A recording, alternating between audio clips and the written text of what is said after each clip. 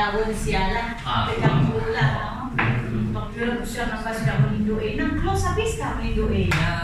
Banyak kurang kan. Betul sama-sama banyak nama susah sikit pergi overseas juga. Ayahnya sakit lah. Kalau katanya pun penerbangan tu memang banyak terhad dah kan. So banyak sama Indo adanya pun target Indon, dah lah Indon nak boleh masuk, India, Pakistan. Lama kan saya dah Malindo ni kan? Malindo dah lama saya dah. Apa-apa kan juga nak kata dulu. Sebab memang banyak kali pun nak tanya dapat backup. Federal dah sama. Apa? Siapa namanya kan? Okay. Benar kok. Ini dah kita akan mengilhamkan khalayak. Lama ucapannya lebih mujar. What is mujar? skip aja. Boleh ya? Oh, skip aja Assalamualaikum warahmatullahi wabarakatuh. Selamat malam diucapkan kepada semua rakan-rakan yang hadir pada malam ini untuk kelas kita bagi sesi pertama untuk bulan November. Untuk sesi pada malam ini, sebelum kita mulakan, apa kata kita rahmati majlis kita dengan umum kitab Al-Fatihah. Amin amin ya rabbal alamin. Bismillahirrahmanirrahim. Rabbi shrah li sadri wa yassir li amri wahlul 'uqdatam min lisani yafqahu qawli. Mudah-mudahan sesi pada malam ini kita akan mendapat lebih banyak manfaat untuk kita pelajari dan meningkatkan lagi kredibiliti serta keyakinan diri untuk membuat ucapan awam, sekaligus meningkatkan lagi kepercayaan kepada diri sendiri. Oleh itu, besar harapan saya untuk mengenalkan apakah topik kita pada malam ini yang berkaitan dengan ucapan untuk mengilhamkan khalayak. Apa lagi?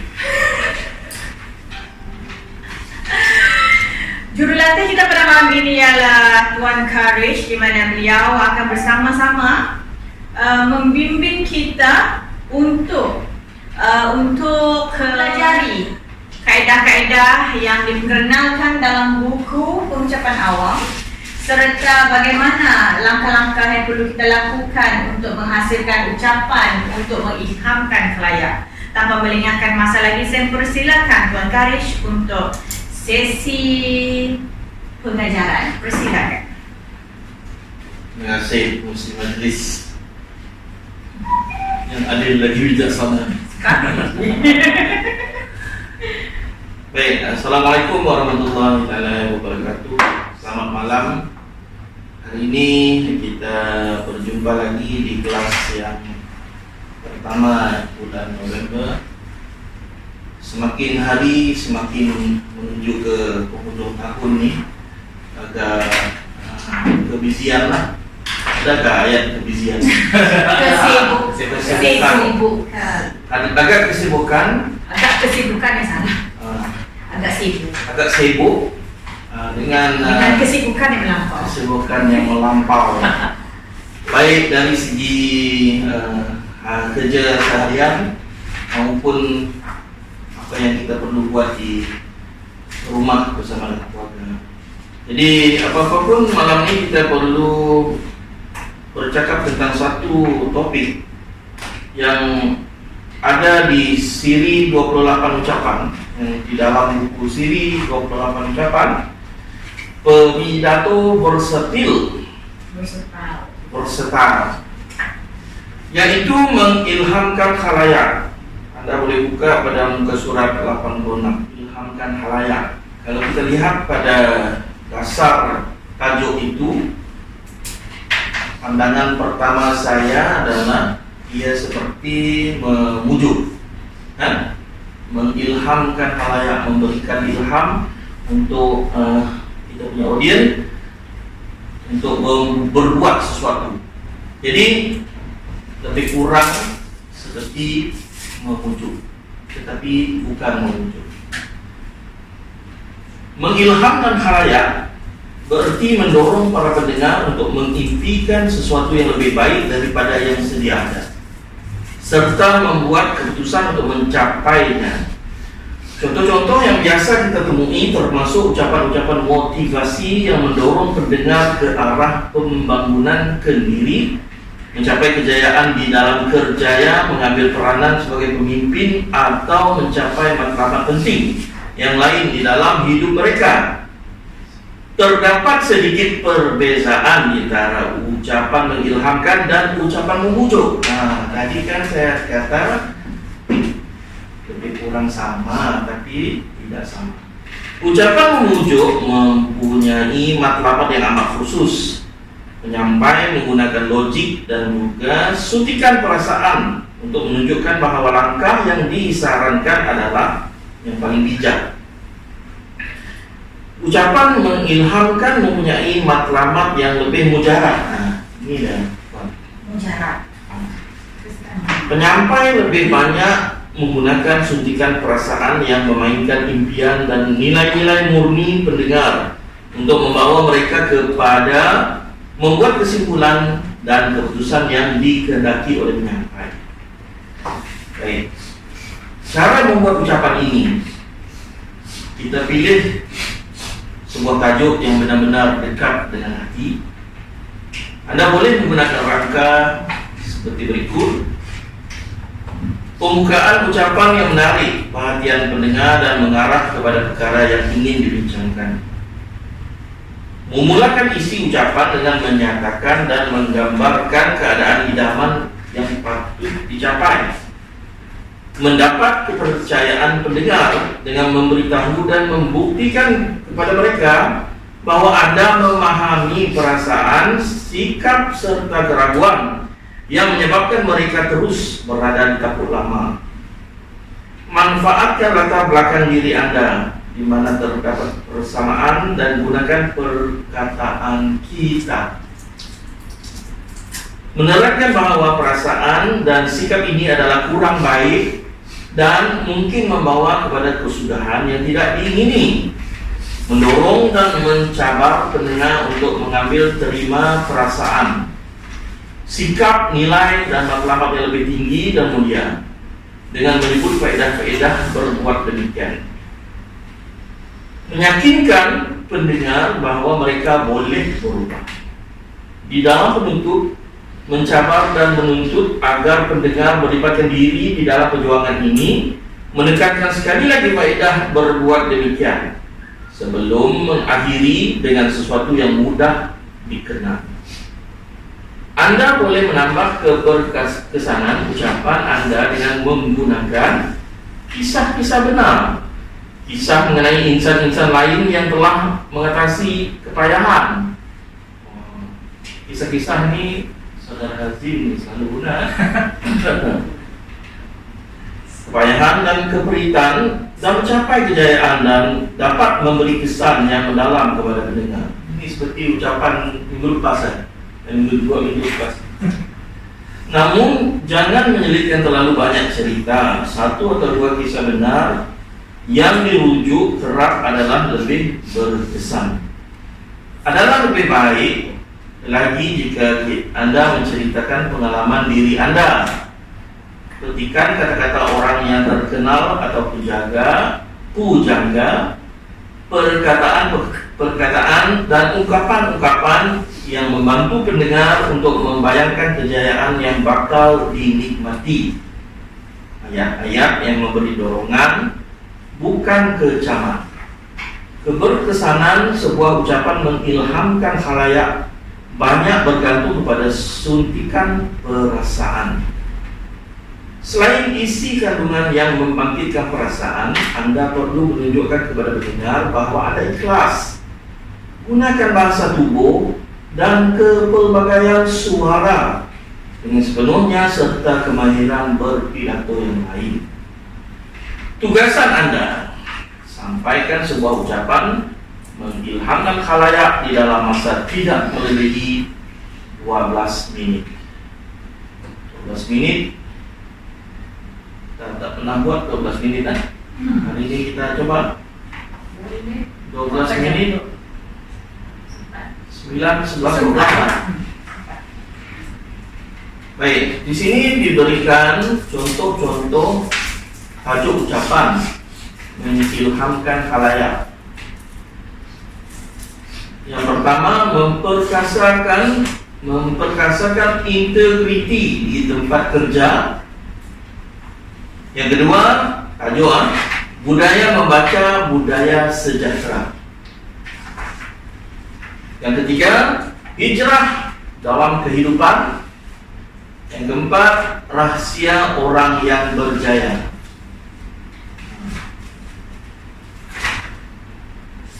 Sini contoh-contohnya. Contoh dalam nota. Contoh tajuk. dalam nota. Dalam nota Ya, oh. nota ringkas. Oke. Jadi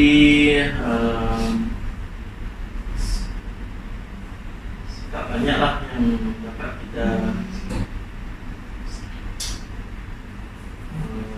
pecahkan lagi dari sini, kecuali kita punya kemahiran berpidato asas yang lain. Dan juga kali ini kita perlu menyuntik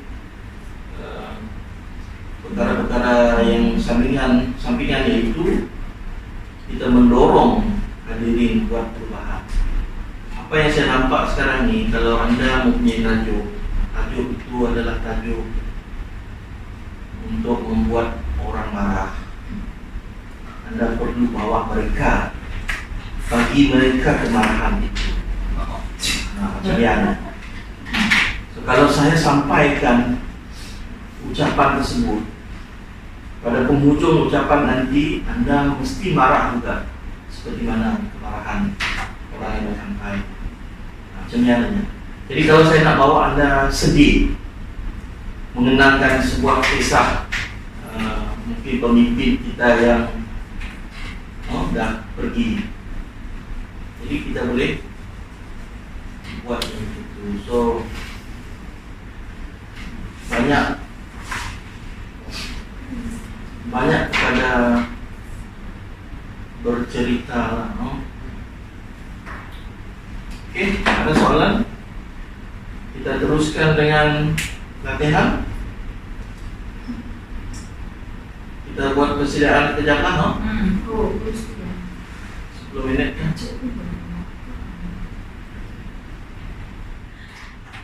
Ya macam Gila kan? Macam yang Lisa Poli lah dulu. kita membuang. Banyak idea ya. Azim, kita pun tajuk tu impian lah. Pian ya. Sombong lah.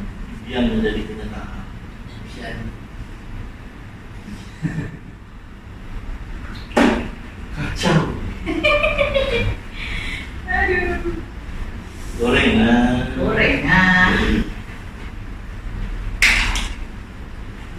Lampu membuang ada kuali. Aku tahu. Okey, dah. Tak perlu apa tu? Bismillah. Siapa start? Ambil dia lah tu. Salam dulu.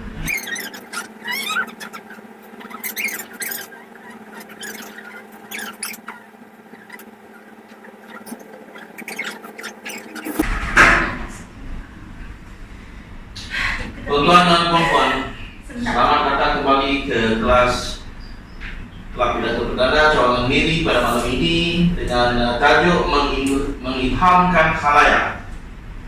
Untuk latihan pidato kita jemput pidato pertama Puan Nurulisa Poli dengan tajuknya berani memulakan langkah, buangkan rasa gelisah. Dengan tepukan yang gemuruh, kita persilakan Puan Nurulisa Poli. Bismillahirrahmanirrahim. Assalamualaikum warahmatullahi wabarakatuh dan selamat malam ucapkan kepada rakan-rakan Kelab Pidato Perdana Cawangan Miri. Alhamdulillah, malam ini kita bersua kembali. Alhamdulillah, malam ini kita bersama kembali untuk memperbaiki keyakinan diri dan kredibiliti dalam menyampaikan pengucapan awam. Disebabkan hari ini kita berkisarkan tentang topik ucapan mengilhamkan khalayak yang membuatkan saya terfikir dengan satu cetusan idea di mana perkara ini berlaku pada diri saya sendiri sebelum ini, dan berikutan daripada hal tersebut yang membuatkan diri saya menjadi lebih bersedia untuk berhadapan di khalayak ramai.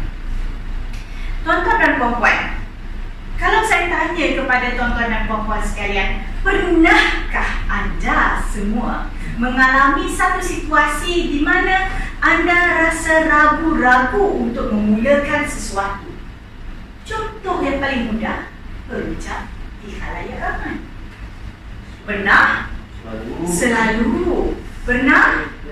Pernah dan selalu. Maka apakah yang anda lakukan apabila disuruh untuk berucap di khalayak ramai? Ataupun jangan sebut berucaplah, kita sebut cara lain, membuat sesuatu yang lain. Untuk memulakan sesuatu yang baru, sesuatu yang kita tak pernah lakukan, tapi kita terpaksa untuk melakukan, kita akan ada rasa ragu-ragu dalam diri. Kita akan ada rasa serba salah dalam diri. Kita akan ada rasa gelisah.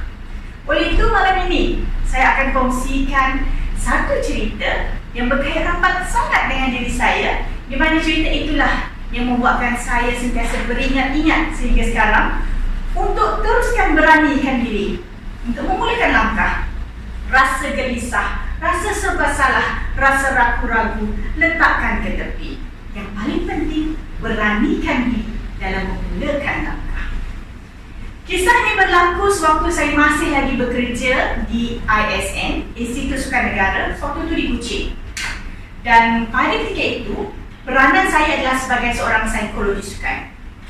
Dan seperti yang anda ambil maklum, peranan saya sebagai seorang pegawai pada ketika itu ialah membantu untuk membimbing dan mempersiapkan para atlet dan juga jurulatih untuk menghadapi kejohanan.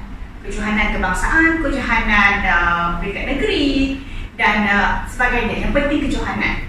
Jadi nak dipendekkan cerita, sebagai seorang pegawai Balai Sukan di dalam unit psikologi sukan, mempunyai satu mitos dilihat oleh orang lain, di mana apabila melibatkan psikologi sukan mesti melibatkan motivasi. Sedangkan peranan kami lebih daripada itu. Bermulalah satu kisah di mana pada ketika itu jabatan organisasi iaitu Majlis Sukan Negeri Sarawak mahu menganjurkan satu kursus kepada para jurulatih. Dan diketahui bahawa jurulatih di Sarawak bukanlah jurulatih tempatan semuanya.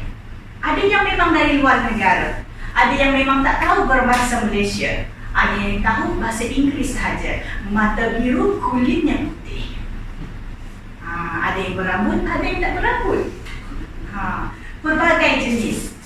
Jadi apabila saya tahu mereka akan membuat bengkel iaitu kursus untuk jurulatih, kami dah mengambil maklum bahawa kami akan memainkan peranan sebagai salah seorang individu yang akan menyokong aktiviti tersebut. Namun saya tak pernah sangka,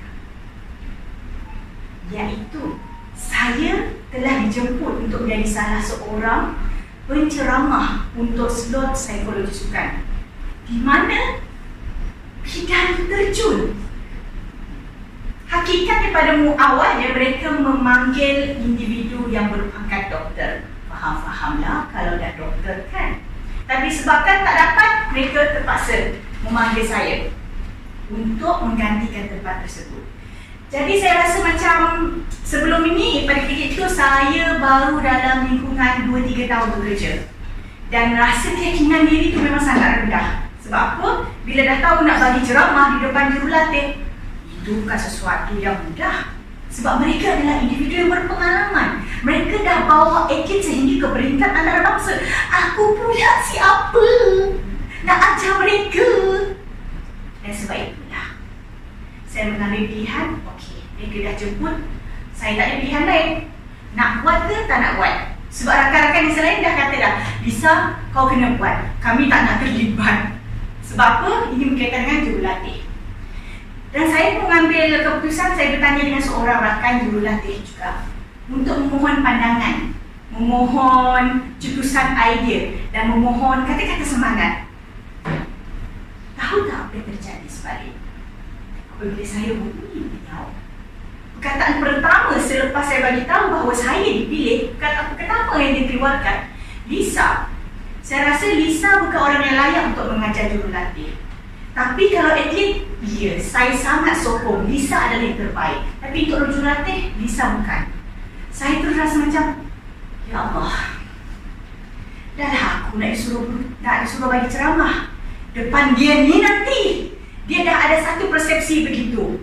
So bila kita dah jelas ada orang mempunyai persepsi begitu tentang kita, kita rasa macam, okey, aku dah boleh jangkakan apakah yang akan berlaku pada hari tersebut. Maka saya pun dengarlah, dia kata, banyaklah cerita kenapa saya tak boleh. Dia kata saya tak ada pengalaman, saya kurang pengalaman. Kebanyakan jurulatih semua dia tingkat antarabangsa, kebanyakannya lebih berpengalaman dari saya. So saya pun, baiklah, dengan rasa yang sangat kecewa dan sangat hampir hilang rasa kepercayaan diri dan keyakinan diri. Namun, saya memilih aku tidak ada pilihan. Sebab memang dah dapat jemputan, apa patut aku buat? So, saya hubungi seorang lagi mentor saya untuk saya minta pandangan. Dan pada ketika itu, mentor saya tak buat banyak pun. Dia hanya mendengar saya beletih. Saya rasa macam tercabar. Sebab kepribadian saya pantang dicabar. Jadi bila saya dengar individu ada berkata begitu, kau siapa nak menilai aku? Kau tak tengok lagi macam mana aku buat? So saya rasa tercabar. So sewaktu saya bercerita dengan mentor saya, di situlah tiba-tiba idea saya keluar. Mentor saya kata, soalan mudah. Satu je dia tanya, okey Lisa, apa yang Lisa nak buat sekarang? Saya pun berfikir, tak ada pilihan lagi doktor. Nak tak nak saya kena buat. So maka saya kata, saya nak buat ni. Very good, teruskan. Sebab dia adalah orang putih lah, so dia cakap bahasa Inggeris dengan saya lah. Very good, just do it. This is your time, dia kata. Cakap orang putih. So di sini saya nak kongsikan bagaimana saya mengembalikan rasa keberanian dan keyakinan diri, iaitu dengan perkataan berani. Tuan-tuan dan puan-puan, jika anda pernah mengalami situasi di mana ragu-ragu untuk memulakan sesuatu, rasa seperti macam, kalau aku buat ni macam mana orang lain fikir? Kalau macam ni, boleh ke Aku mampu ke tak Jika ada perasaan begitu dalam diri anda, gunakan teknik berani. Yang pertama ialah B, iaitu belakang kisah. Apa yang saya maksudkan dengan belakang kisah? Setiap perkara yang berlaku kepada kita, situasi itu kita yang dipilih, pasti ada hikmah. Pasti ada benda yang Allah nak didik kita. Dan pasti itu adalah pengalaman yang terbaik jika kita berjaya bangkit dan lakukan yang terbaik. So, apa yang ada dalam kepala? Kita fikir, okey, mesti ada benda yang aku dapat belajar daripada hal ini. So, belakang kisah. Yang kedua ialah E, emosi. Memang kita akan rasa sedih apabila kita diabaikan ataupun dipertikaikan, rasa diperendahkan. Rasa itu memang ada. Ataupun rasa kecewa dengan diri sendiri. Memang ada, tapi ingat, jadikan emosi sebagai pemangkin untuk melangkah dengan lebih baik. Jangan biarkan emosi memakan diri sehingga anda kecundang, tidak mampu untuk bangkit kembali. So yang kedua ialah emosi. Yang ketiga ialah huruf apa lagi? Berani. Yang ketiga huruf apa? Agak-agaknya apa? Rasional. Kita kena berfikiran rasional. Apakah perkara yang kita boleh lakukan mengikut kemampuan kita? Dan yang pasti berfikiran rasional. Kalau aku tak lakukan ini, adakah aku mampu menyampaikan apa yang ada dalam diri aku? Ingat, apa yang ada pada kita, Allah pinjamkan untuk kita sampaikan kepada orang lain. Jangan pula kita simpan, sebab bila dah masanya kita mati nanti Allah beritakan, aku dah bagi kau ilmu, kenapa kau tak gunakan ilmu itu untuk memanfaatkan orang lain? Maka be rational. Yang seterusnya ialah A, acknowledge yourself. Inilah masanya kita nak acknowledge diri kita. Inilah masanya untuk kita menghargai diri kita. Apa yang dah aku lakukan sebelum ni, yang aku rasa, okey, aku dah buat yang terbaik sebelum ni. Sebelum ini aku orang yang begini, tapi sekarang aku dah orang begini. Acknowledge diri. Sebab tak ada, kita nak tunggu orang lain untuk puji, orang lain untuk untuk meyakinkan diri kita. Lambat. Kita yang nak buat, kita yang kena acknowledge diri kita sendiri. Kita yang kena hargai diri kita. Takkan kita nak harapkan orang lain. Dan tak tepi. Yang seterusnya ialah ketahuilah bahawa setiap kita ada nilai diri yang tersendiri. Apakah nilai kita? Sebab contoh, nilai saya pantang dicabar. Maka jika ada orang yang merendahkan saya, okey, baiklah, itu cara kau berfikir tentang aku. Tapi masa ini aku akan buktikan yang aku mampu lakukan. Tak seperti apa yang kau fikirkan. Kita kena tahu apakah nilai diri kita.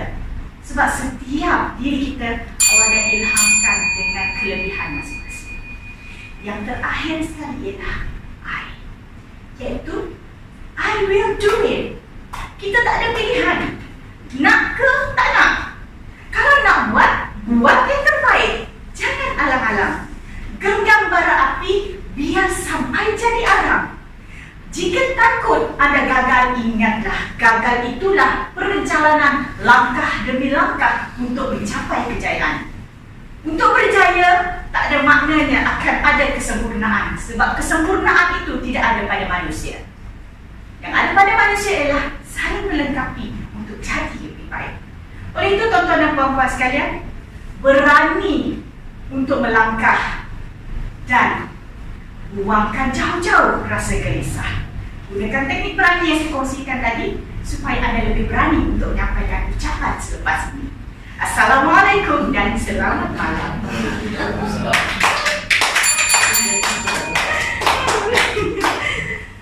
Aduh, sebentar pasal otakku.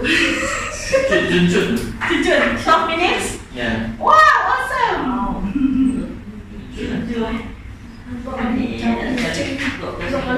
Baik, kita buat review bersama. Kita buat siapa yang semak untuk kami tengok, tulis itu lah, lupa lah. Satunya kita bagi buku masing-masing. Ya. Kita lah Kak Anim. Kelah kami cek untuk Kak Anim lah. Adakah ucapan ini memenuhi syarat-syarat sebagai sebuah ucapan mengilhamkan atau ia lebih bersifat ucapan memujuk? Mengilhamkan, So jangan terkucil sebelum. Adakah pembukaan ucapan berjaya menarik perhatian para pendengar? Sangat ya.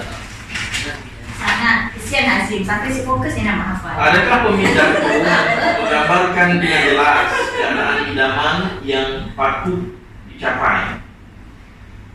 Apa dia? Menggambarkan dengan jelas keadaan idaman yang patut dicapai.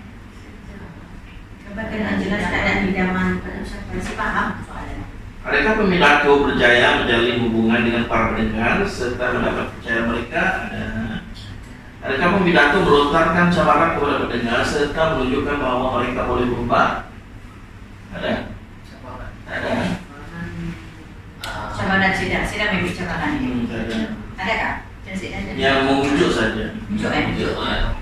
Adakah pemidato menggunakan kisah-kisah benar untuk menambah keberkesanan ucapan?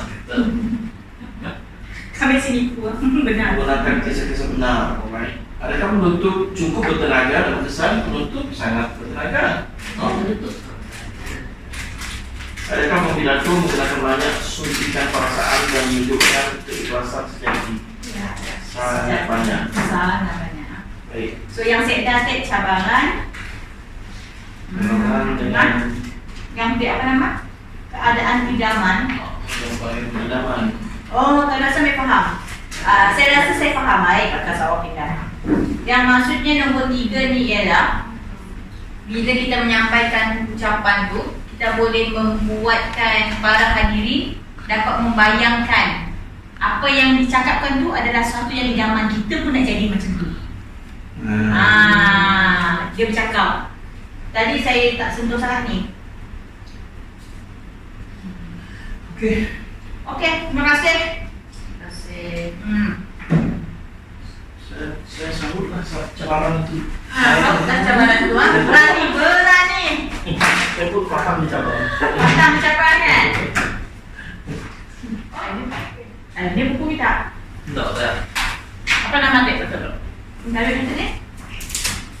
3 norma baru untuk kebaikan bersama.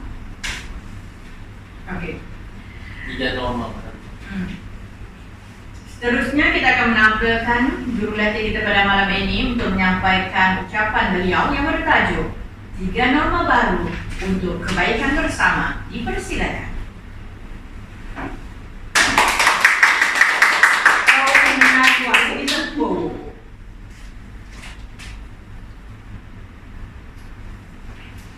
Assalamualaikum. Waalaikumsalam. Kalau dulu apabila kita menyampaikan salam, kita biasa terus mengulurkan tangan. Hai kawan. Kalau dulu kita menyapa kawan, kita terus rapatkan diri kita kepada kawan tersebut. Tuan-tuan dan puan-puan, segalanya sudah berubah. Segalanya telah terbalik. Yang dulu disarankan untuk kita buat, tak boleh lagi kita buat. Kalau dulu kita disarankan untuk rapat-rapat, kini kita tak boleh nak rapat-rapat. Kita terpaksa jarang-jarang, sedikit-sedikit.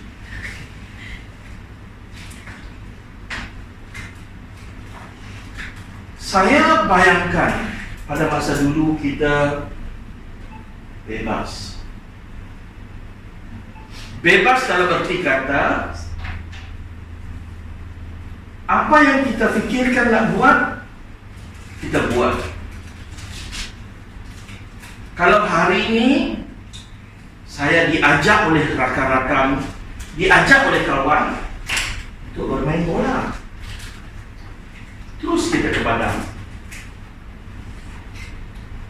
Tanpa persediaan yang banyak pun kita boleh terjun, turun ke padang. Enjoy, kata orang putih.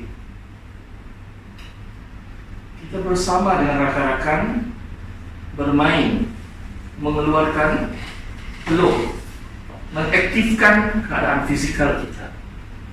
Dalam permainan bola sepak, bukan saja mengejar bola, kita mengejar kawan juga. Sesungguhnya ianya akan merapatkan lagi keadaan fisikal antara satu dengan yang lain. Sebaliknya, kita lihat keadaan sekarang pula. Siapa yang ada menonton bola sepak sekarang? Apatah lagi di padang. Kejap saya ke apatah lagi di padang maupun di televisyen. Baik, Cik Azim angkat tangannya. Oh ya, saya lihat Cik Azim menonton bola sepak di televisyen. televisyen. Seronok atau tak seronok? Kurang seronok. Kurang seronok kerana apa? Tanpa kehadiran penonton. Tanpa kehadiran penonton. Encik Hazim berada di rumah menonton televisyen, menyaksikan perlawanan bola sepak yang dimainkan oleh pemain-pemain bola sepak yang memang main bola sepak, tetapi tidak seronok kerana keadaannya sudah berubah. Dulu ada penonton, disorakan penonton, sekarang sudah tak ada. Kosong saja kursi-kursi di sana. Pemain nomor 1 dunia main, tak ada orang tengok. Percaya atau tidak? Jadi inilah tuan-tuan, terbaliknya keadaan dunia sekarang. Dan timbul pula yang baru. Apa benda yang baru ni? Mula-mula kita dengar ni agak keko. Siapa di sini yang suka kalau kita nak keluar, pergi bersia-sia, bersolek, pakai lipstik, kan? Wangi-wangi. Tiba-tiba sekarang dah tak boleh nak tunjuk lipstik color apa. Bukan color apa? Warna apa? Anda tak boleh. Anda dikenakan untuk menyuruh. lipstick Anda itu. Jadi tak perlulah saya tanya sama Anda guna lipstick atau tidak hari-hari sekarang ini ya. Yang pastinya di situ kita terpaksa menggunakan apa yang kita panggil norma baru. Kebiasaan baru yang perlu kita buat, suka atau tak suka, ini adalah untuk kebaikan kita bersama. Pemain bola sepak yang di Padang tadi lebih lagi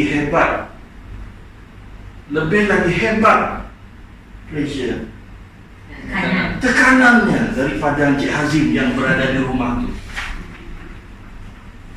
Mereka lagilah perlukan sorakan penonton, tapi tak ada. Yang ada teriakan daripada jurulatih dan juga rakan-rakan sepasukannya saja. Baik, kenapa kita perlukan norma baru ini? Sekarang norma baru ini sudah beralih kepada tahap yang lebih drastik. Dulu norma baru kita lihat sebagai norma baru yang okeylah aku kena buat, kena pakai. Okeylah. Sekarang ni kalau tak pakai, Anda kena saman RM1,000. Nak tak nak, Anda pakai ke tidak? RM1,000 banyak tuan-tuan dan puan. Kalau kita nak tengok bola sepak macam Tuan Hazim tu, langganan di TV tu, banyak juga bulan yang kita boleh lepas. Betul tak Tuan Hazim ya? Maka dengan itu, norma baru ini perlu kita terapkan. Saya nak bawa Anda supaya Anda faham kenapa norma baru ini kita perlu buat. Jangan kita pikir bahawa norma baru ini menyusahkan Anda. Buat saja untuk kebaikan Anda. Mungkin sekarang Anda tak kata bahawa wanita saya sehat, saya tak ada masalah. Keluarga saya sehat, tak ada masalah. Sekarang, minggu depan, bulan depan, tahun depan, penyakit yang ada sekarang ini adalah penyakit yang tak dapat kita kawal. Anda tahu tak pada tarikh hari ini 6 November 2020 ini rekod baru lagi Puan Rupiah. Kita bercakap semasa kita berbahas jumlah yang cuma 800 lebih itu. Hari ini 1,755 kes baru. 1,755, 3 saja kes import, yang lain semua tempatan. Sabah 1,100. Norma baru tuan-tuan dan puan-puan. Pertama, pelitup separuh muka. Seronok juga. Kadang-kadang saya beritahu isteri saya, pakai pelitup mulut separuh muka ni. Kalau kita berjalan, kita menyanyi, orang tak tahu kita menyanyi. Orang pikir kita pasang radio ya. Kalau suara sedap. Kalau suara tak sedap. Seterusnya, saya nak bawa Anda. Kalau dulu kita nak pergi ke restoran makan, nak pergi makan, dulu. Duduk meja makan, dah order makanan sampai. Ada tak Anda cuci tangan? Silap-silap kita terus makan. Tapi norma baru sekarang ni, Anda tak perlu berada di restoran, tak perlu order, tapi Anda perlu cuci tangan. Biasa sangat. Saya tak pernah merasakan bahawa dulu saya cuci tangan lebih daripada 10 kali sehari. Tapi sekarang dah lebih daripada 20-30 kali sehari. Tanpa kita sedari, norma baru. Balik kita pula kita dari bekerja, dari melawat rakan, kita disarankan untuk bersihkan diri. Lebih mendalam daripada cuci tangan tadi. Bersihkan diri dulu sebelum kita bergaul dengan keluarga, anak, istri, suami.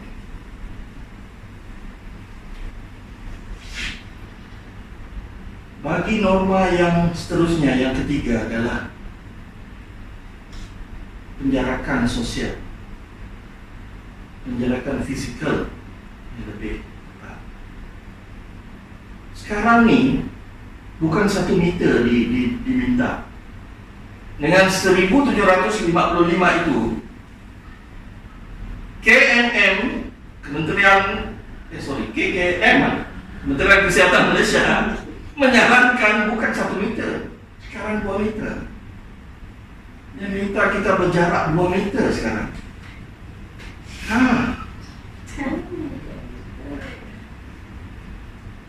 Pelik kan? Kerana tuan-tuan dan puan-puan, penyakit ni bukan saja berjangkit daripada batuk dan sesema dan hembusan virus yang di situ saja. Ianya sekarang berada dalam udara kita. Ada satu kisah si pekerja oil and gas, pekerja minyak dan gas kita lah, minyak gas kita di Miri, datang ke Miri pada bulan Februari. Bulan Februari sudah ada outbreak kan, sudah ada pandemik ini sudah mula. Di tes, diuji negatif. Tak ada. Bulan 10 bulan lepas, tiba-tiba dia positif COVID-19. Dia tak pernah keluar daripada Miri. Dia tak ada bergaul ataupun bersama dengan orang-orang yang datang balik daripada negeri-negeri yang berisiko. Namun dia juga mendapat penyakit tersebut.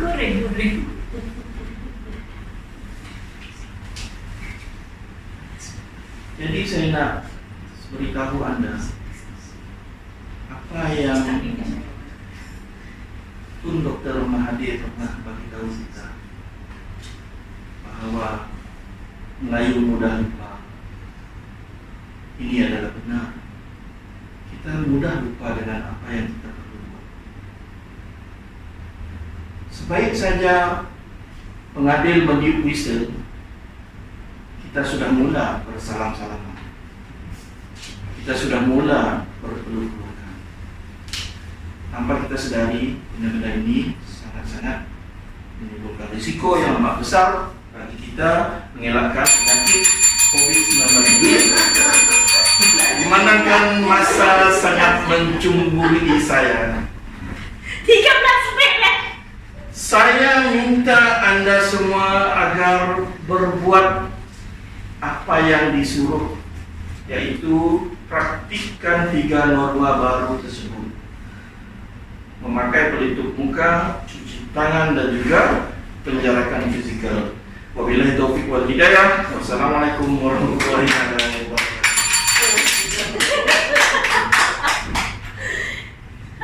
Kena dekat gila. Kenapa dekat gila? 9 dengan 11 dekat gila.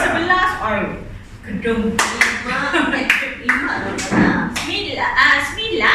First 5 kan? Jadi rupiah 9 nak? bukan susah nak Kan 5 borong. dah. 5 ke 9? Bukan duit. 5 ke 9?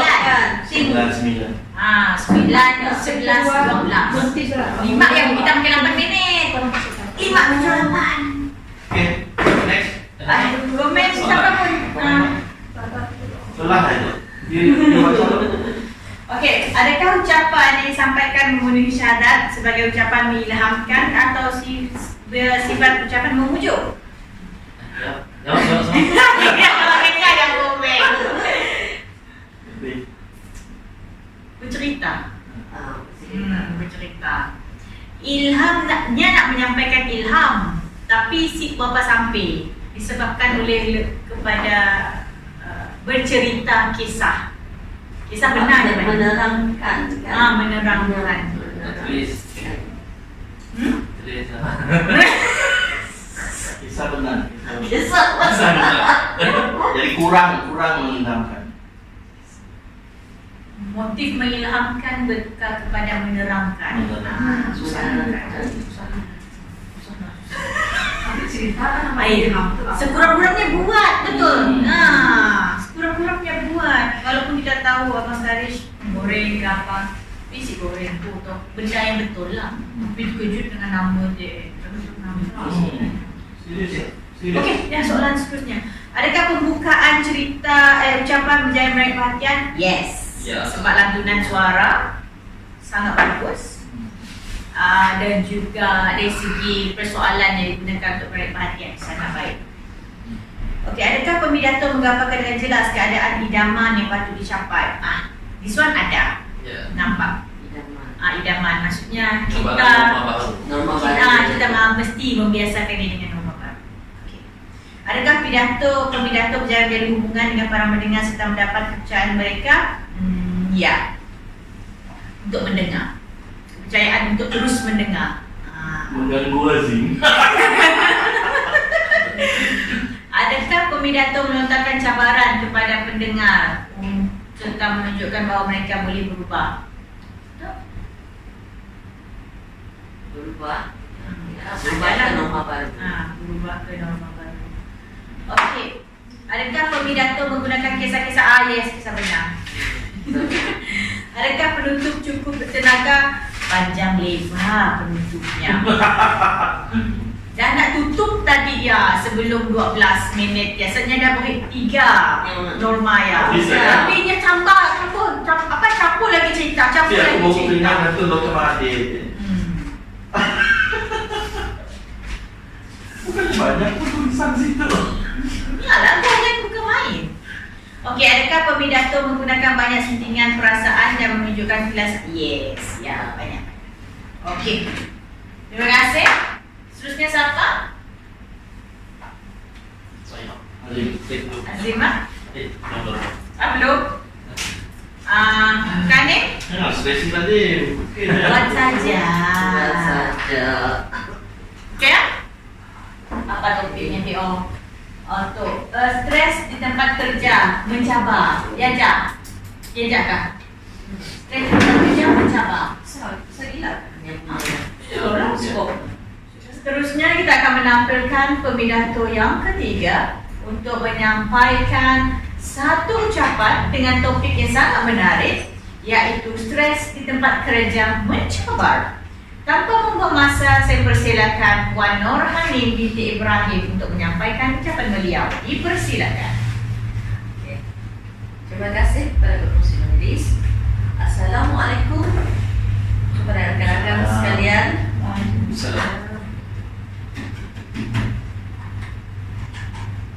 Saya ditemu juga pada suatu hari, saya ditemu juga oleh JPA, Jabatan Perkhidmatan Awam. Ini adalah temuduga saya yang kali ke-4. Dengan perasaan yang sungguh stres, saya menjawab soalan demi soalan oleh pihak temuduga. Dan soalan yang terakhir saya menjawab, ini adalah kali ke-4 saya ditemuduga. Kenapa terlalu suka untuk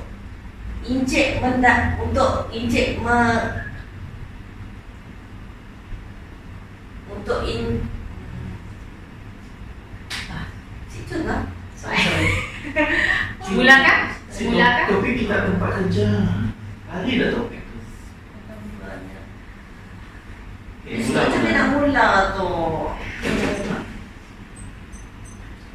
Saya terlepas je lah. Boleh, depends dengan kita. Kita yang tahu apa yang kita nak Cerita ada ceritakan. si A dan si B. Saya ada satu situasi. Si A dan si B. Stres kan anda dengan cerita ini? Macam ni apa? Stres kan anda? Sorry. Okey. Yang dirasa. Mudah sekali lagi. Assalamualaikum dan salam sejahtera kepada rakan-rakan sekalian. Pada malam ini saya akan menceritakan satu tajuk yang ringkas, iaitu stres di tempat kerja. Ceritanya bermula pada semalam, iaitu si A dan si B tiba-tiba bertengkar di tempat kerja dengan naungan, "Hei kau, bodoh, tak pandai buat kerja." Yang si B pula menjawab, "Oi, tengok orang lah nak buat kerja. Jangan nak cuba nak bagi tahu orang bodoh ke apa ke. Kau tengok muka kau dulu." Sampai menghantar-hantar meja. Aduh, saya pun stres. Saya pun sangat-sangat stres. Sebagai penyelia, saya terpaksa menegur salah kedua-duanya dan menghentikan pergaduhan tersebut. Tengok di sini situasi ini. Kedua-duanya stres, kedua-duanya pula terlalu ego dan benci sesama sendiri. Saya tidak tahu apakah punca kedua-duanya berkelahi. Ya, mungkin anda tahu stres ini adalah maksud daripada tindak balas fizikal ataupun emosi seseorang yang tidak mampu untuk melakukan suatu tugas, dan itulah cara dia tadi dengan menghentak meja, meneriak ataupun menunjuk-nunjuk kepada orang tersebut. Salah satu punca stres juga yang kita dapat lihat dekat sini daripada kerja yang berulang-ulang. Kita tengok pada setiap hari kita datang pukul 8 pagi, punch card, masuk kerja, dan kita akan buat perkara tersebut yang berulang-ulang kali. Dan selain itu juga, stres ini mungkin juga berlaku daripada persekitaran, suasana bekerja yang tidak harmoni, seorang benci dengan orang di CA, yang seorang lagi ego, sombong, tidak mau bertegur sapa, tidak mau belajar ataupun tidak ingin tahu.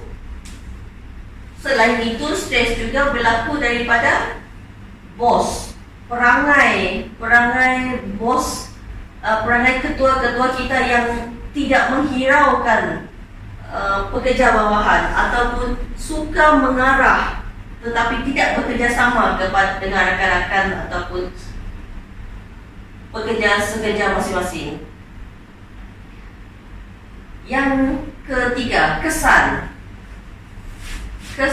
stres ini yang kita lihat banyak. Itu adalah salah satunya tadi pergaduhan di tempat kerja. Kenapa ini berlaku? Ini sepatutnya tidak boleh berlaku di satu-satu tempat kerja, karena ini adalah tempat untuk kita mencari nafkah, tempat kita berkenalan ataupun tempat kita bersama-sama dengan rakan-rakan dari jam 8 sampai pukul 5. Ini tidak sepatutnya berlaku. Tapi hairan, pada masa sekarang semua orang menghadapi stres. Mungkin juga stres itu berlaku daripada tempat kerja ataupun rumah tangga. Ini akan menyebabkan dia akan kurang tidur, dia akan berasa gelisah. Ada juga orang yang akan menjadi lebih gastrik, migraine, sakit hati, dan lama-kelamaan dia akan menjadi sakit jantung yang kita lihat kadang-kadang di tempat kerja. Tiba-tiba bekerja dan jatuh dan meninggal. Dan yang lebih teruk lagi yang kita lihat, membunuh diri ataupun kemalangan kerana terlalu stres dan tidak fokus untuk dalam memandu. Ini sepatutnya tidak berlaku dengan kita. Salah satu yang saya lihat dekat sini, contohnya adalah pengalaman diri saya. Semasa saya bekerja di hospital pada masa itu di bahagian sumber manusia. Pada ketika itu saya ditugaskan untuk membuat kontrak doktor. Tetapi pada ketika itu doktor kontrak itu telah tamat tempoh untuk bertugas. Dia memarahi saya. Sedangkan saya bukannya yang akan memberi keputusan kepada doktor tersebut untuk bertugas lagi dan melanjutkan tempoh. Saya cuma bertugas untuk memproses sahaja. Dia memarahi saya dengan meneking dan menepuk meja. Dengan perasaan yang saya tidak tahan lagi, saya berdiri dan lari ke tandas. Cara saya melepaskan stres, saya menangis sekuat hati di dalam tandas. Dengan rakan-rakan masuk ke tandas dan cuba membantu meredakan tangis kemarahan saya, benci dan kesedihan. Semua perasaan ada pada ketika itu. Tapi itu mungkin adalah salah satu cara saya. Saya tidak akan menekik balik kepada seseorang, tetapi saya akan pergi sesuatu tempat atau dinding, saya akan meluahkan perasaan semua ke dinding tersebut. Dan tapi itu akan meredakan lagi perasaan stres saya. Dan salah satu lagi cadangan saya untuk kita di stres di tempat kerja ni, bagi saya sudah pada hari ini saya sudah ada 3 jabatan tempat saya berpindah. Bagi saya 5 tahun adalah masa yang tempoh yang kira cukup untuk seseorang mempelajari tugas masing-masing. Karena lebih daripada 5 tahun ataupun 8 tahun kita akan merasa bosan apabila pekerjaan yang kita lakukan berulang-ulang kali dan perkara yang sama, masalah yang sama. Ini akan mendatangkan stres, runsing, dan kita akan berasa geram, benci dengan tugas yang kita lakukan. Bagi saya akan lakukan untuk mohon berpindah di tempat baru ataupun berpindah di jabatan lain. Karena ini bagi saya ia akan menambahkan lagi pengalaman saya dan ini mengurangkan lagi stres kita semasa bekerja. Selain itu juga stres ini juga akan mengakibatkan masalah yang paling tinggi kepada keluarga kita.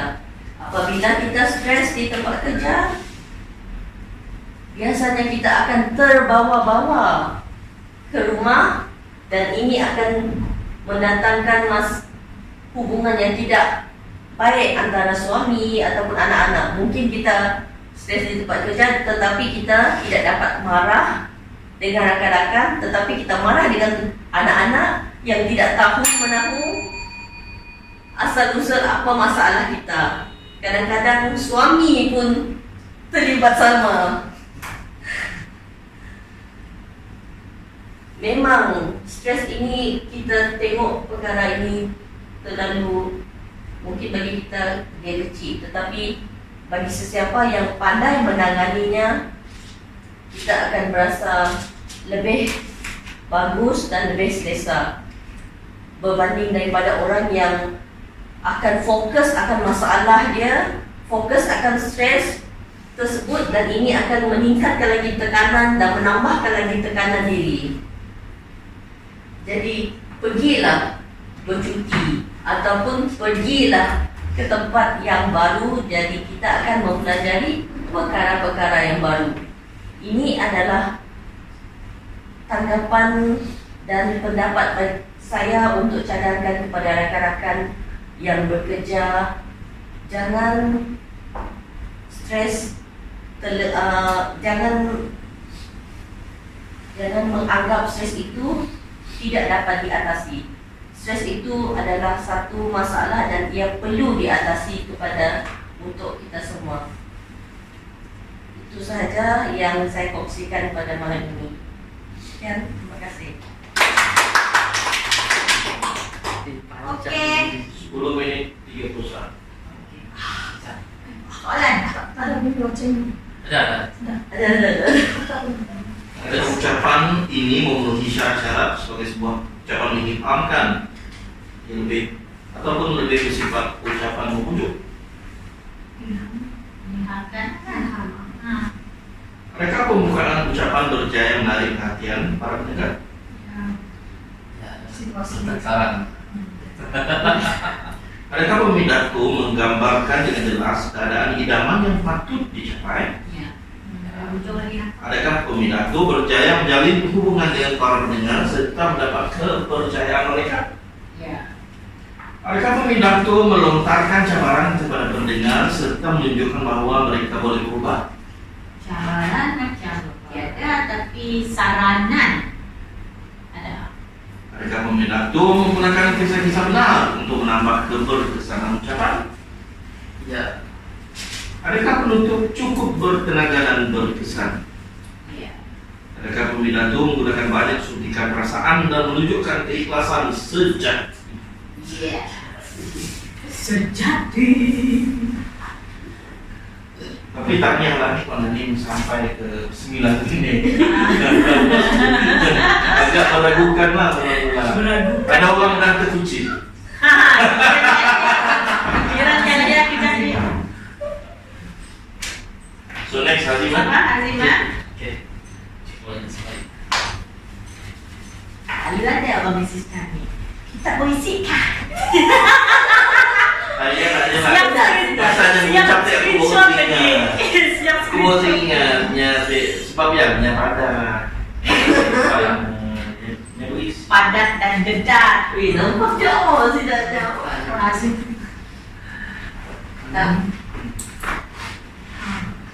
Okey. Seterusnya kita akan menampilkan seorang lagi jejaka yang akan memberi ucapan mengilhamkan khalayak dengan tajuk mengejar impian. Tanpa melengahkan masa, mempersilakan Muhammad Hazim bin Azhari untuk menyampaikan ucapan beliau. Dipersilakan. Assalamualaikum warahmatullahi wabarakatuh dan salam. Terima kasih diucapkan kepada Puan Pengerusi Majlis yang saya hormati Tuan Abdul Latif, Cik Haris, Pengerusi KPP Miri dan rakan-rakan dan sahabat yang saya hormati sekalian. Biar 1000 kapal di lautan, biar 1000 kapal karam di lautan, namun cita-cita manusia tidak akan pernah padam. Itulah ungkapan yang disampaikan oleh seorang yang terkenal, yaitu Buya Hamka daripada negara Indonesia yang pernah saya ceritakan 2 minggu lepas. Cita-cita. Semua manusia mempunyai cita-cita ataupun impian. Siapa di sini yang tidak mempunyai impian? Angkat tangan. Oh, semua ada impian. Alhamdulillah. Sebab pernah diungkapkan oleh Mark Twain, seorang sejarawan daripada Amerika, peganglah cita-citamu dengan baik, kerana jika ia pergi, maka samalah ia seperti mati. Karena orang-orang yang meninggal saja tidak mempunyai cita-cita. Izinkan saya menyoal tuan-tuan dan puan-puan pada malam ini. Are you living your dream or living your dream? Kita tulis. Living. I am living.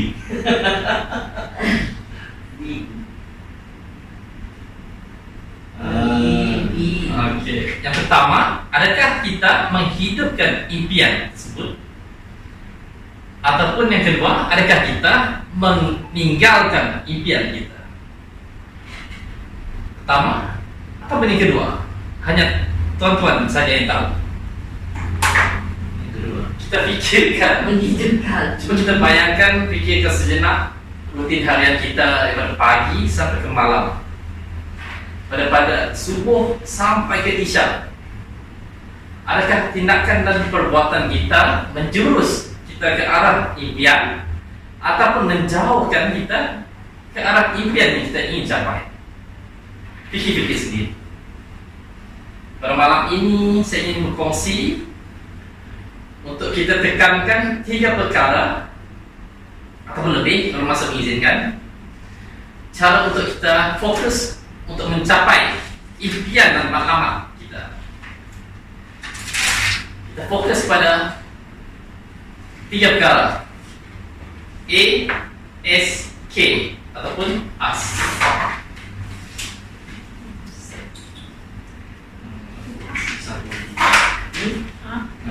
Attitude, surrounding, knowledge. Attitude, sifat. Surrounding, persekitaran kita. Knowledge, pengetahuan dan kemahiran. Yang pertama, attitude. Attitude ini merupakan cerminan hati kita. Jika sikap kita tidak baik, maka hati kita juga tidak baik. Begitulah juga di sebaliknya.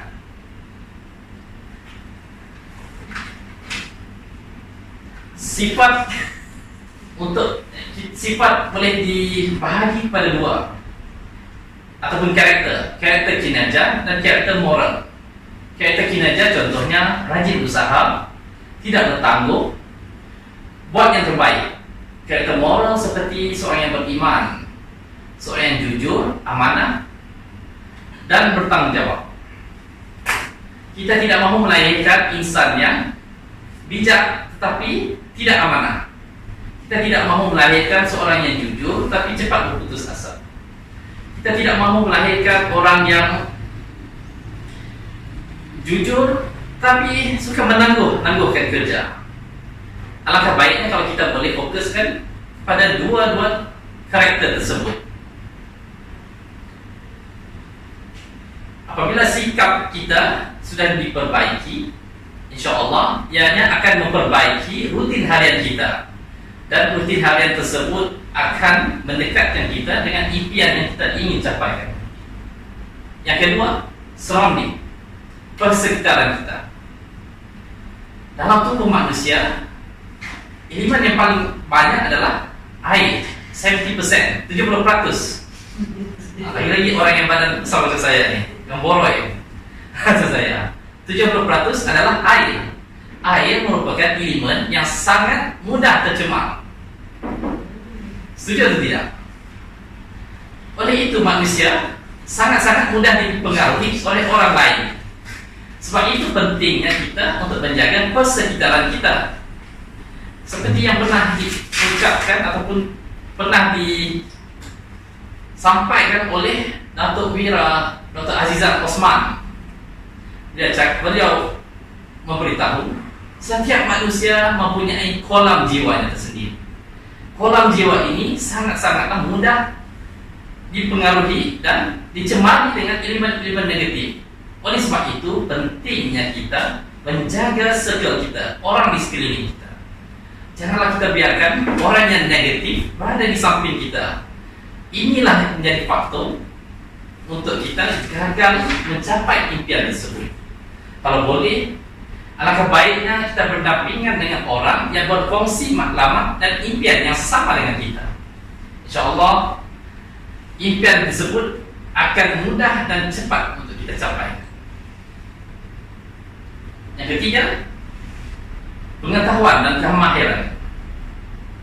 Di waktu sekolah dahulu, Profesor Dr. Ridwan T pernah menceritakan kepada kami. Beliau kata ada beberapa cara untuk kita mengubah nasib hidup. Yang pertama saya tak ingat. Yang kedua kawin dengan anak raja. Yang ketiga pendidikan. Ya. Bukan senang nak kahwin anak raja. Anak raja ni taste dia orang ataupun selera dia orang ni tinggi. Kalau muka tak handsome, pipi bentuk sorong-sorong, kita lupakan lah. Memang tak masuk dalam senarai. Yang penting sekali yang kita tekankan adalah pendidikan. Bagaimana pendidikan mampu mengubah taraf hidup ataupun nasib seseorang. Menurut Alvin Toffler, pada abad ke-21, manusia yang tidak cerdik dan tidak pandai, manusia yang tidak terdidik bukanlah manusia yang tidak pandai membaca ataupun menulis, tetapi manusia yang gagal untuk belajar, mengajar dan diajar. Oleh itu, banyak skill ataupun pengetahuan yang baru yang harus kita perkukuhkan. Lebih-lebih lagi, kita sedang berhadapan dengan abad ke-21. Antaranya adalah kemahiran kreatif dan inovasi, kemahiran berpemikiran kritis dan penyelesaian masalah, kemahiran komunikasi dan kolaborasi, kemahiran kepimpinan dan juga tanggungjawab. InsyaAllah dengan pengetahuan yang ada, ianya akan dapat mendorong kita untuk mencapai matlamat tersebut. Selain pada itu, saya ingin tambah sedikit. Untuk mencapai setiap matlamat kita haruslah menulis apa juga impian yang kita ada.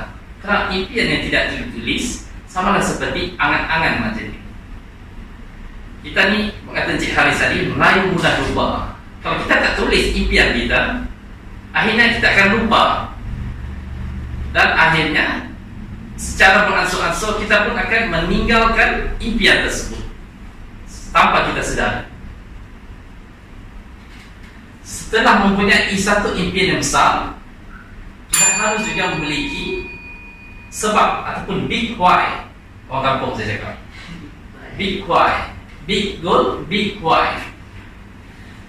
Pentingnya sebab yang besar dan kukuh itu, itulah menjadi pendorong untuk kita terus konsisten mengejar matlamat walaupun kita telah jatuh dalam kegagalan.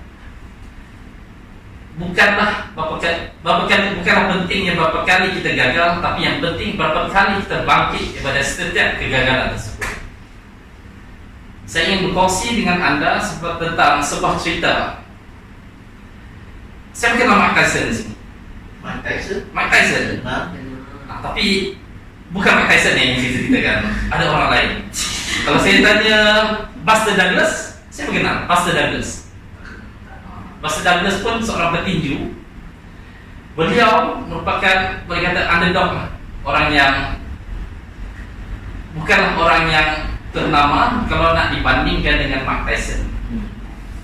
Pertarungan antara Buster Douglas dan juga Mike Tyson yang berlaku pada Februari tahun 1990. Masa itu saya pun tak lahir. 3 bulan lagi baru saya lahir. Pertarungan tersebut menjadi satu pertarungan sungguh epik, di mana Buster Douglas yang orang yang tidak dikenali berjaya mengalahkan Mike Tyson pada waktu itu masih muda dan perkasa. Apa yang berlaku? Tidak ada dalam pertarungan, di dalam pertarungan tinju, tidak ada orang yang mampu bangkit setelah mendapat pukulan maut ataupun knockout daripada Mike Tyson. Biasanya lepas keadaan 10, perlawanan pun habis dan tamat kemenangan kepada Mike Tyson. Tetapi apa yang berlaku pada waktu itu? Buster Douglas, walaupun berkali-kali ditumbuk oleh Mike Tyson knockout punch, beliau berjaya bangkit. Dan akhirnya dengan usaha dan berkat iltizamnya, beliau berjaya mengalahkan Mike Tyson dengan knockout juga, pukulan tewas. Setelah perlawanan tersebut, beberapa orang teman di sekelilingnya bertanya kepada beliau, Buster, apa yang berlaku?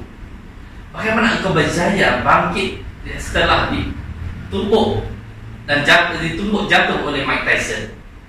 Beliau ceritakan bahawa setelah perlawanan antara dia dan Buster Douglas diwawarkan, ibu dia bercerita kepada orang lain bahawa, hey, teman-teman, anak saya akan mengalahkan Mike Tyson.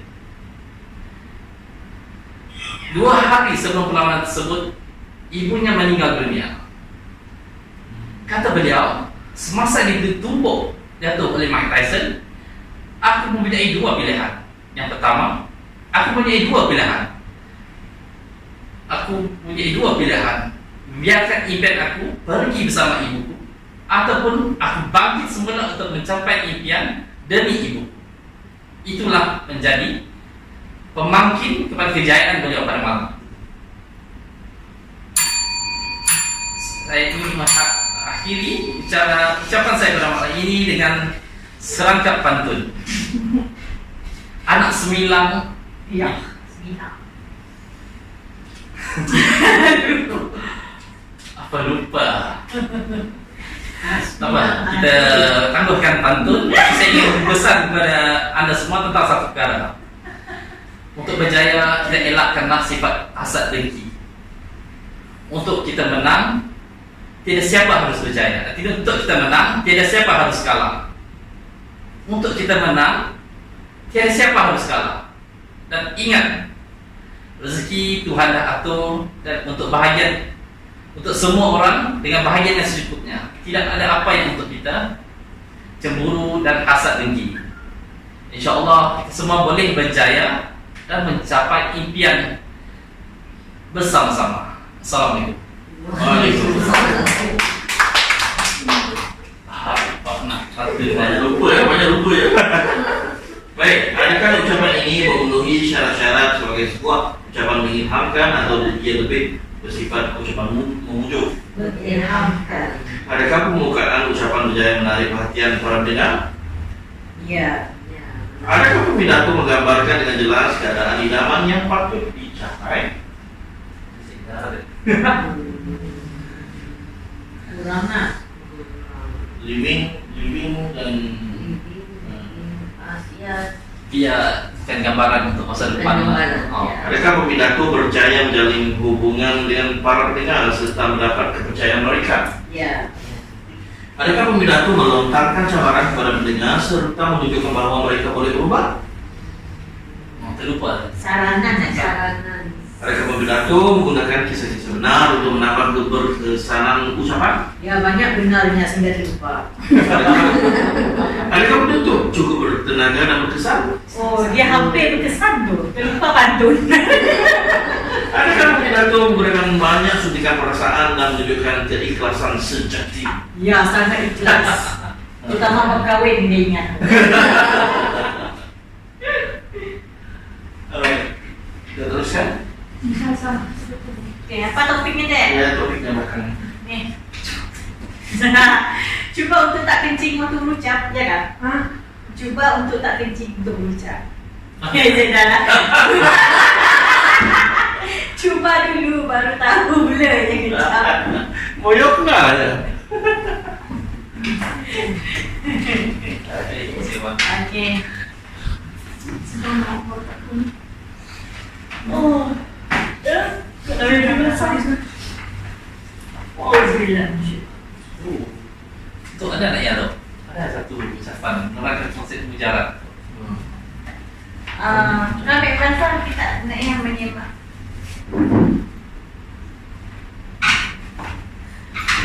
Alhamdulillah kita dah akan berakhir kepada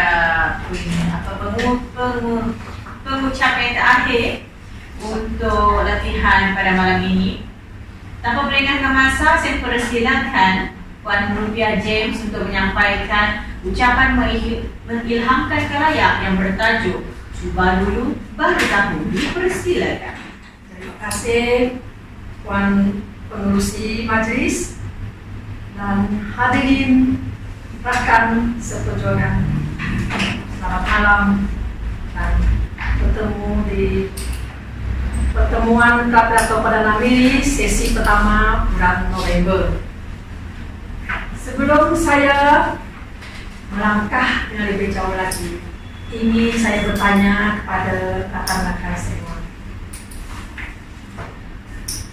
Sepanjang kehidupan Anda semua, pernah tak Anda berkata-kata begini, coba dulu baru tahu.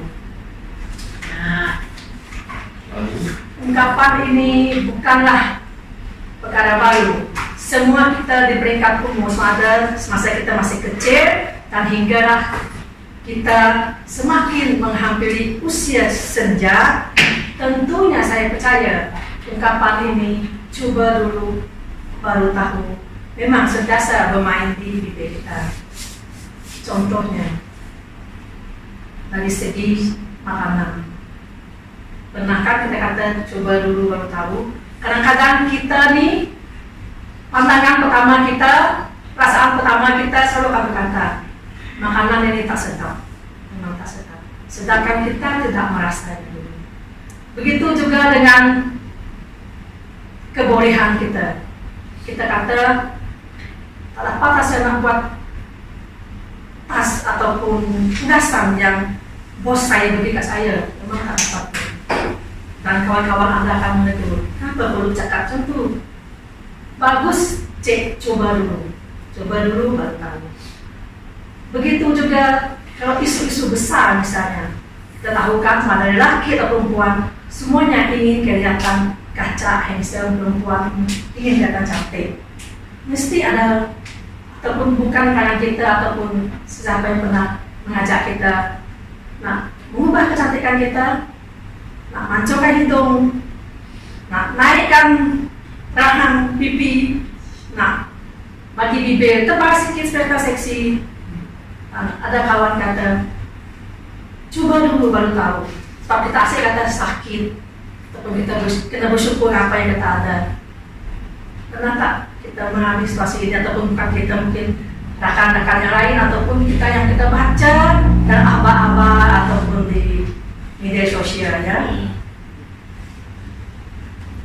Dan sikap coba dulu baru tahu ini kadang-kadang ada juga kebaikannya.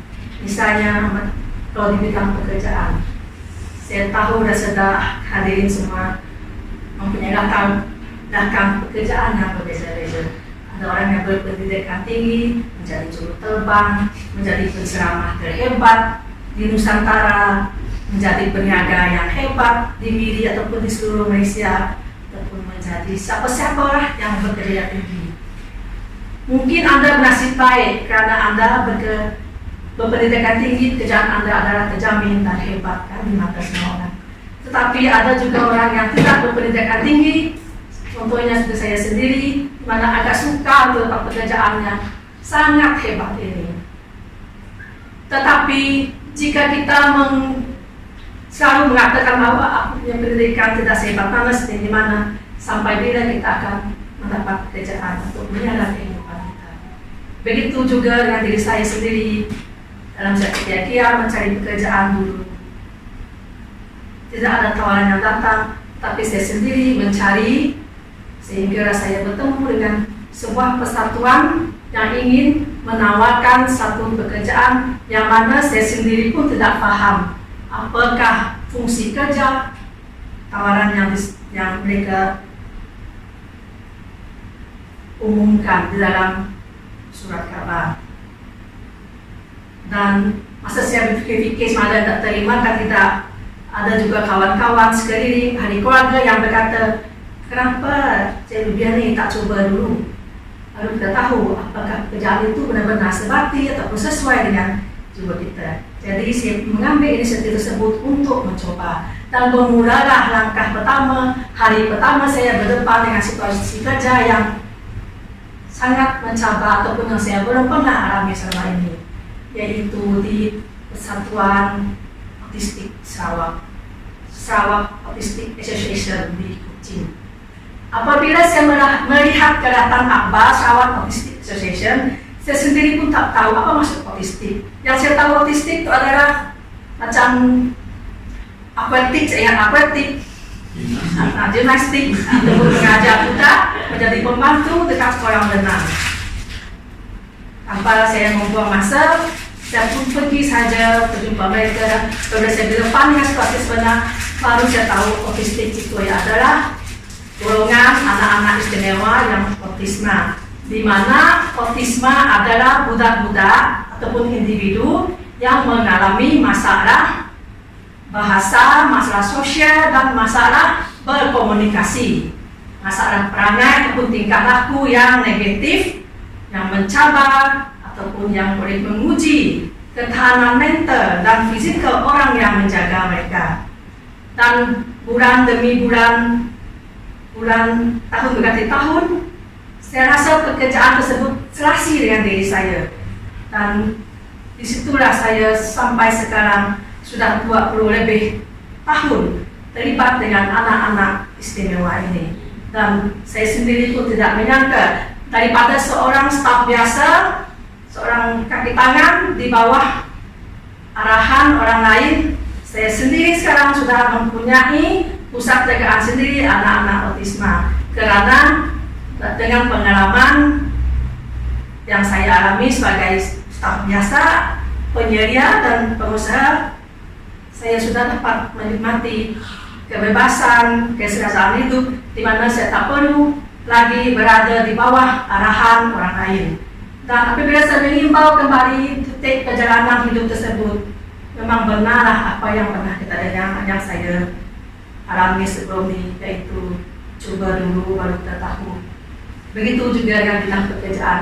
Apabila kita tidak memberi peluang pada diri kita sendiri, kita tak tahu di manakah kita punya kebolehan, di manakah kita punya kesesuaian pekerjaan kita. Sebab kita punya nasib ataupun apa orang kata ya,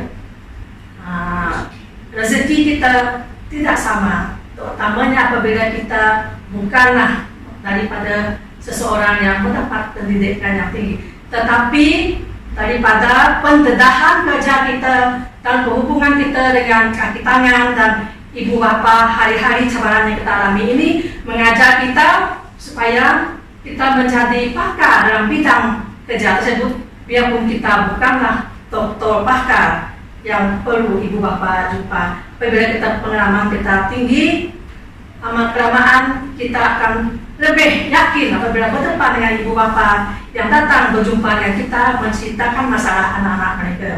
Jadi semua pendedahan ini membawa banyak kebaikan dan keuntungan kepada kita untuk kita melangkah seterusnya di bidang yang kita ceburi. Tentunya hadirin sekalian pun alami situasi yang sama juga, dan kita akan sedar betul juga apa yang kita alami selama ini. Dan kita kata mengatakan coba dulu baru tahu. Kalau kita tidak mencoba, kita tak ada ingin, kita tak ada perasaan hendak menyahut cabaran, kita tak akan tahu kita berada di peringkat mana. Di peringkat mana kita punya tahap kebolehan tersebut. Jadi jika ada di antara kita yang masih lagi terfikir mencari arah tujuan sendiri, kita boleh sama-sama bertindak dari masa sekarang. Sekian, terima kasih.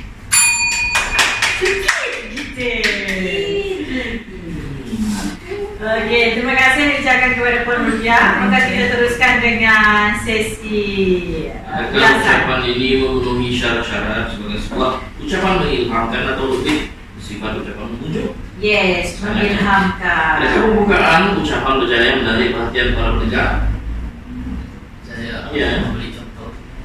Adakah pidato menggambarkan dengan jelas keadaan idaman yang patut dicapai? Ya. Ya. Adakah pidato berjaya menjalinkan hubungan dengan para pendengar serta mendapat kepercayaan mereka? Ya. Adakah pidato melontarkan cabaran kepada pendengar serta menunjukkan bahwa mereka boleh berubah? Topik dia ni memang mencabar. Coba dulu, baru tahu. Nah, jadi memang ada. Adalah kan? Nah, adakah pidato menggunakan kisah-kisah benar untuk menambah keberkesanan ucapan? Kisah benarlah dia tadi, dia coba dulu sampai 20 tahun kan? Adakah penutup cukup bertenaga dan berkesan? Tidak apa-apa. Kurang kan? Boleh diberi penekanan yang lebih seperti macam-macam lagi lah yang anda boleh buat. Adakah pemindahan itu menggunakan banyak suntikan perasaan dan menunjukkan keikhlasan sejati? Ada.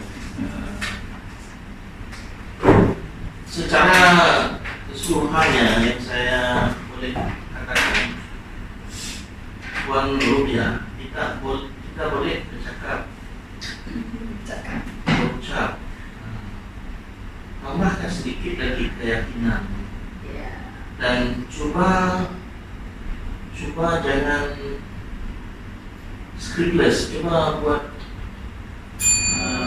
jangan terdekat dengan apa yang Anda tulis sebelum Itulah poin. Memang tak tulis udah tak itu.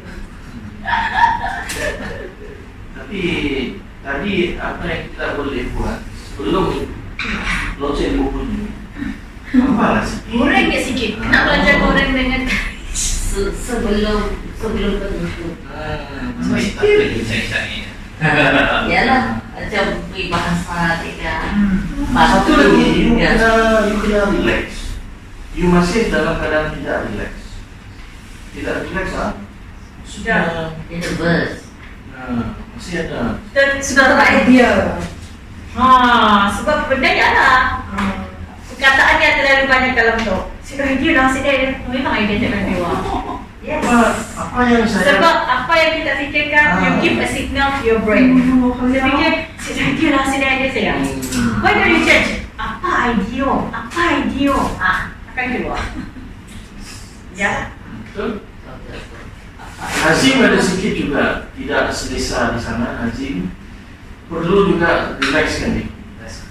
You perlu relax. Azim memang jenis suka menghafal ya? Kita terkuang sikit lah. Itu saya kurang sikit. Dia nak yang kurang sikit, dia banyak terganggu oleh kita. So biasa next time nak terpaksa kita buat dulu. Jadi si murid bahasanya si banyak dalam hafal. So dia murid push factor. Kenapa aku tak ingat? Otak tak tajam. Aku masalah. So yang boleh dibuat banyak membaca lah. Sebab kami kelas kita kosa kata. Banyak bagus. Kosa kata. Itu sih bagus. Kosa kata kurang. Macam kata kita punya dia pun yang pun kita ada ujian secara apa dia ada banyak punya. Masa dia pun boleh dikata sebagai penunjukan kata ya. Perkataannya pun ulang-ulang. Sedangkan yang sepatutnya berada di dia. Okey, baiklah sebelum kita akhiri, Kita pegang kita dulu. tadi agama. Jadi Udah kan belum nak? untuk kita kelas yang kita coba nak buat adalah untuk kita repeat apa yang kita start tu. Contohnya jadi closingnya start. So I want you to repeat. Buat lagi sekali closing saja. Dah boleh kan? Macamnya contoh Bila akan datang. So imagine dalam satu situasi yang kita perlu buat A sampai Z tu bagus. Saya tak tekankan kepada isi kalau saya bercakap lah. Saya bertekan kepada saya mampu ke tidak bercakap. Saya mampu ke tidak ambil perhatian yang tu. Dapat sih aku nanggung muka sudah tu. So kebolehan itu kita dapat train. No problem. We can train. Boleh. Biar aku tak ada isi tapi boleh ambil perhatian orang. Tak ada isi. Right? So itu saja dengan kelas kita pada malam ini. Wabillahi taufiq wal hidayah. Wassalamualaikum warahmatullahi wabarakatuh. Okey, kita berkabar. Okey. Sini. Tapi khidmat. Siap. Mas lah. Okey, Mas. Jarakkan 3 meter. Lah, semua di video kali ini. Ini buat di sini.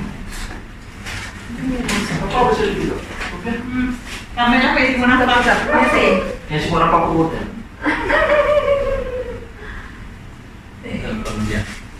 Ya. Tidak boleh. Kumas ada pagi tambah. Tutup dia mungkin dong kita yang anak muda semua. Niqab. Jadi hijab ni. Akan dia. Ya, okey.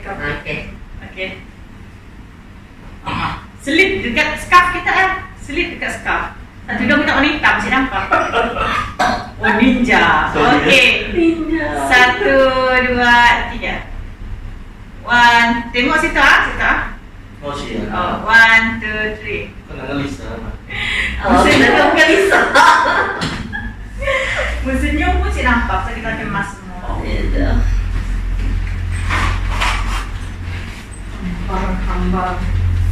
Nazim situ pun memang saya tahu gantung mobilnya. Jasa Tiki ya. Sampai. Okey. Apa lagi kawan-kawan? Di sana saja saya dapat terbang bila tadi Pak Hazim pakai. Oh iya. Macam mana bunyi suara dia? Nah, suara kan Macam suara dia puncak ke? Oh, kita macam ni. Apa ya? Oh. Iya. Baik, kasi buka pantun sebenarnya. Kau memang tetap. Tuh. Masalahnya nyebut nama Mama Asim. Dengar ke suara? Asim. Kaya. Dengar Tak, dari sini temnya. Dari Ke sini, ke sibu. Pergi. Ya, lah tadi lah masa turun dia ya. Boleh ke bang? Betul. Oh kita apa ya travelingnya? InsyaAllah di sibu. Lari je. Oh dari. Nak tu gila. Kubur nama. Angin ke? Oh gitu. Soalnya menangin di belakang ya susah sih. Banyak jalan-jalan. Kita kentut tak? Dengan motor ni pilot mana Saudi? Belajar dia pun tak tahu Saudi. Pilot mana Saudi ya? Saudi ya landing si bagus. Waktu ya kayak pulang ya di sisa lah